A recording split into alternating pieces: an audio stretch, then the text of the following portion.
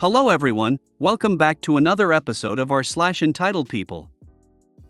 In today's episode, future SIL thinks my disability is not important enough to accommodate at her wedding. Update: entitled neighbor doesn't want me to make noise in my own home. Ex-friend feels entitled to a friendship after doxing and harassing myself and others online. Before we get started, make sure to subscribe so you will never miss a video. So let's get started. Future SIL thinks my disability is not important enough to accommodate at her wedding. My brother is getting married in July. I have a service dog for my various disabilities, and since the day I found out about the wedding, she has been unwilling to accommodate my need for my service dog. She has made various excuses. What if the dog gets hair on my dress? We don't want dogs eating food off the table. What if he jumps up and messes up my dress? It's expensive and I don't have the money to replace it. I've made it clear that I can't be at the wedding without my service dog. Both my mom and I have also made it clear that he would never do any of the things she's mentioned. Now it's the venue. Well, we don't know if the venue will accommodate you. I mentioned that they had to legally, and my brother was like, still. Seems like they are trying to find any reason to deny me.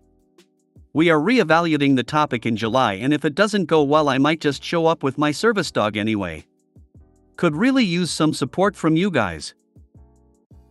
Ask your brother and soon-to-be SIL point blank, do you want me to go to your wedding? Be honest. Because without my service dog, I cannot be there. So what do you want me to do? Their reaction will speak volumes. Ask them to make a decision right now so you know whether you need to buy a dress, etc. If they refuse to allow the dog, don't blast it out and tell everyone, because you will be feeding into their drama.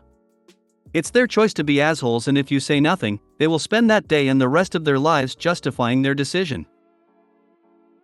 Honestly, at this point, I would quietly let it slip out amongst other family members that you are being treated that way by her. A few cold shoulders and/or cancelled RSVPs will get bridezillas attention real quick. No offense intended, but why would you want to go if they're making your presence such an issue? I moved a lot as a kid, so I've always been ready to cut people out of my life, but I understand not everyone feels this way. I have a lot of family members coming to the wedding that I don't get to see very much. Some do distance. That's the main reason I want to go. I'd advise getting in touch with the venue and directing them to www.ada.gov/regs2010/service_animal_qa.html. Let them know that you will be bringing your service animal. Note that .gov is a top-level domain owned by the government of the United States. If your dog were to act in the manner your future SIL describes, she would be justified in ordering it removed. So long as it is only a theoretical possibility, she can't order it excluded. Note that she is within her rights to order you excluded, since someone the bride hates is not a protected category under anti-discrimination laws. Update: entitled neighbor doesn't want me to make noise in my own home. Hi everyone. I appreciated all the support I got on my last post about my neighbor, Richard.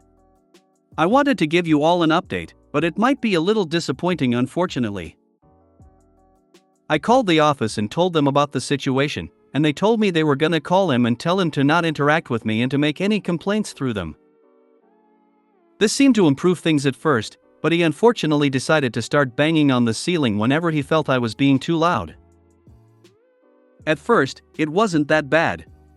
1 or 2 smacks randomly, easy enough to ignore. Like in the first post, several smacks occurred when I was laying in bed. Last night, he escalated it. It was around 10 to 11 p.m. I was walking around my apartment a little. I had a bad cord and I was trying to find a different cord to replace it. He started smacking again. I ignored it, but he kept doing it, and was slowly getting more aggressive.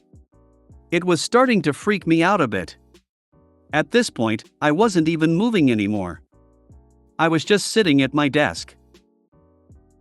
Then, he got pissed and full force punched the ceiling. I think I counted 7 times in a row. It was bad enough to make the place shake. I was really scared at this point, so I did what my mom and most of Reddit told me to do. I called the police. Unfortunately, they weren't very helpful.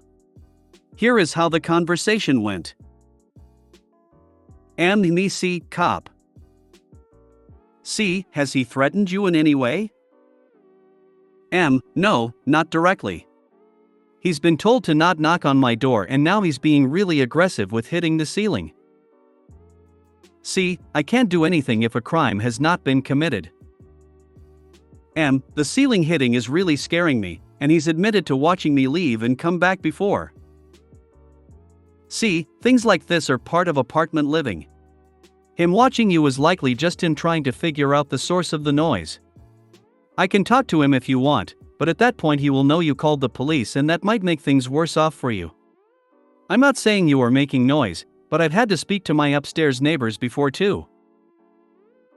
You don't live below anyone, so it can be hard to understand. I do live below someone too, and I hear noises sometime. C, then you know what it's like. No, they make sound but it isn't bad and I just ignore it. C, like I said, I've had to speak to neighbors before too. Yeah, but your neighbors were probably actually making noise. At this point I started to cry. Unfortunately, it just happens to me sometimes when I'm really stressed. I was just trying as hard as I could to keep it together to be able to speak. See, I know things like this can be frustrating. I can talk to him if you want. No, you just told me that would be a bad idea. See, I never said that. At that point I just wanted the cop to go away. I told him to leave, but asked him to let the record show that I felt unsafe in my own home. This morning I contacted the office again and had a very interesting conversation. They told me they had spoken to him and had indeed told him to make any complaints through them and not talk to me. They also said that him watching me leave wasn't meant to make me feel threatened and that he never intended to follow me, but was an observation he brought up when I had tried to tell him I wasn't home when he was complaining about sound. I told the office that he had been complaining about sound from when I wasn't there. That I had been gone for at least half the month of December. Well, apparently he told them I had had a friend over and she had likely been making the noise when I was gone. Are you kidding me? Clara was there for a single night. He is legit making up stories in his head now to make things make sense. The office is trying to be a middleman in this situation, which I guess I understand, but it is aggravating since I know I'm not making loud banging sounds. I told the office about my current theory, that the loud banging sounds are the heating system coming on. It would make sense for the heat to be more likely to come on when I enter the building and let in cold air. Correlation does not equal causation. The good news is that he is not allowed to be banging on the ceiling like he's been doing. The office will be telling him to stop, and if he does it again, I will report him every single time. I will be keeping a log of everything. Sorry that this update probably isn't very satisfying. I'm very tired and shaken up, and the police department isn't helpful. It's a very lonely feeling. I understand everyone trying to be impartial, but it just makes me feel so defeated, like nobody believes me. Update: I wrote this all out yesterday and in the time it took me to write it he banged on the ceiling again despite the landlord telling him that isn't allowed. I called them again and they said they would do something, not sure what though. Keep reporting it every time. He is now harassing you. The police said that it isn't harassment. Stick with it.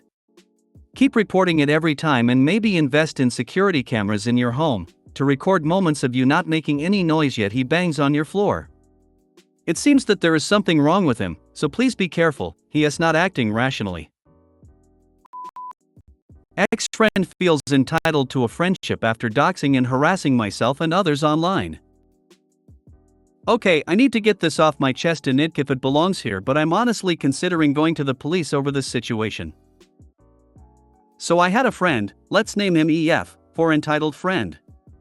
EF and I have been friends for a while and things have been rocky, but I think our friendship has reached a point of no return. I should probably note that we both live in Australia, but because we live in different states, it's an online friendship. This is a similar case to most of the people involved in this drama.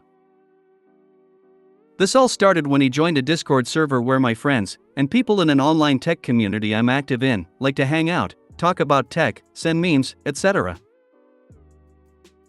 Because we have had issues in the past of people sending explicit content on the server, we need people to be active for a while in order to be able to send pictures in the server. I promise you these details are important.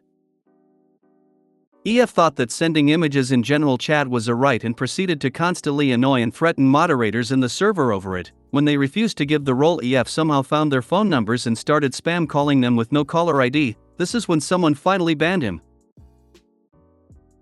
When I confronted EF about the issue, he sent me a very kind message saying that I'm retarded for believing them, and when I sent them screenshots they sent me an audio message saying that it was all a joke and then wishing death upon me. I'll try to type out what he said without revealing too much info. Opie, you know that shit I was saying was a joke. YKW, I hope you did, from someone who destroyed my mental health last year. I proceeded to block them and things are just getting worse. My friends are now getting spam called daily. I don't even know how he got our phone numbers. I'm getting calls from him with a mix of burner numbers and no caller ID trying to fix the friendship while trying to gaslight me. When I hung up he called again and I threatened him with a restraining order if he keeps this up. He blocked me but is still spam calling my friends over the incident. Contact the police. Next question. It doesn't matter that he is using apps to call you. Your phone provider, once furnished with a court order, will trace this all to him. Invite him for a swim. In the night. In shark-infested waters. If you do this, you are automatically in the group. Problem solved. Fishing trip mate. Get an Evo and enforce it. If you made it to the end of the video, thanks for watching. Don't forget to like, subscribe and share, and we will see you in the next video.